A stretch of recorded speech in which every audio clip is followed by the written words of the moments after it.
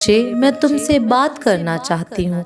क्या तुम्हारे पास मेरे लिए वक्त है मुझसे बात करने के लिए? क्योंकि जो ज़रूरी बात मैं तुमसे करना चाहती हूँ उसके लिए तुम्हारा मेरी बात को ध्यानपूर्वक सुनना बहुत ज़रूरी है।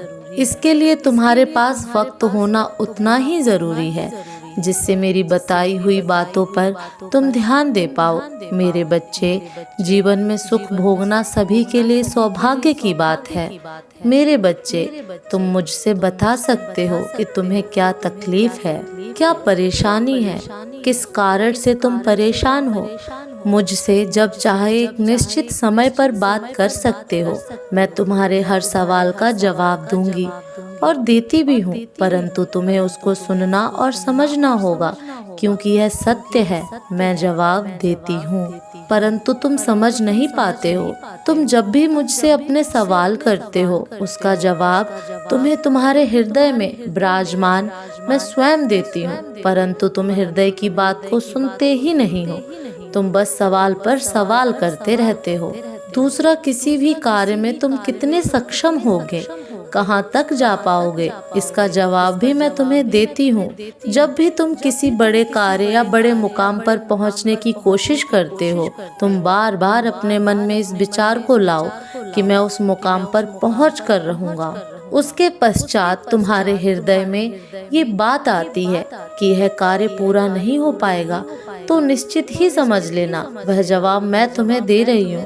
तुम्हारा ये सोचना कि मेरा कार्य कब पूरा होगा, परंतु तुम्हें अपनी प्रार्थना में ये शामिल करना चाहिए कि जो करो वह बहुत अच्छा करना, भले ही देर से हो परंतु परिणाम अच्छा और शुभ होना चाहिए। मेरे बच्चे, मेरे एक सवाल का जवाब दो। क्या तुम मेरी पूजा स्वार्थ की भावना से करते हो? परंतु मैं तुमसे प्रेम स्वार्थ से नहीं करती। मेरा प्रेम निस्वार्थ है। तुम भी निस्वार्थ भावना से मुझसे प्रेम करो। तुम्हारा प्रेम मुझसे जुड़ा हुआ है।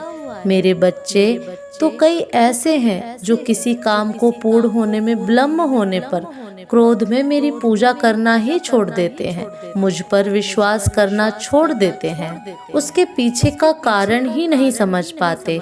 मेरे बच्चे, तुम यह मत भूलो कि मैं सब तुम्हारे साथ हूँ।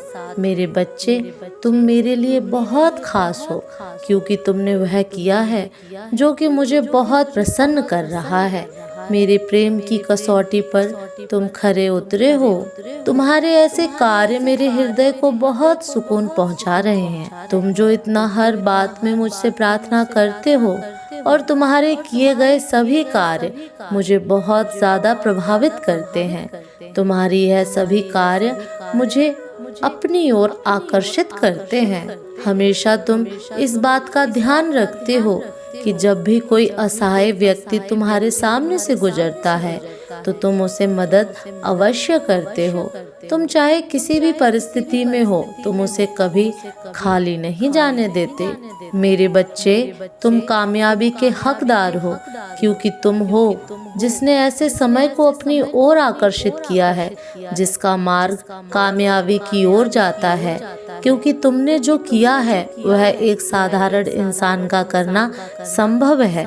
मेरे बच्चे, एक ऐसी शक्ति तुम्हारे पास है जिसके कारण तुम ऐसी प्रगति में और एक ऐसी दिशा में चल रहे हो कि तुम्हारे सामने कितनी भी कठिनाई आए, परंतु तुमने जिस मार्ग को चुना है उस मार्ग पर तुम पूरी ताकत से तेजी से दौड़ सको।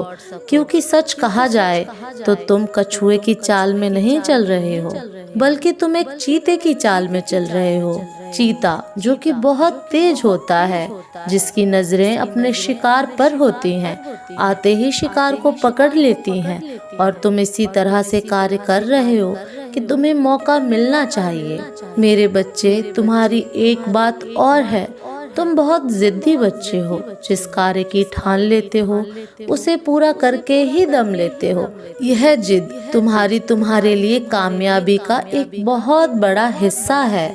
तुम्हें पूरी लगन से, पूरे परिश्रम से कार्य करने की शक्ति मिली है।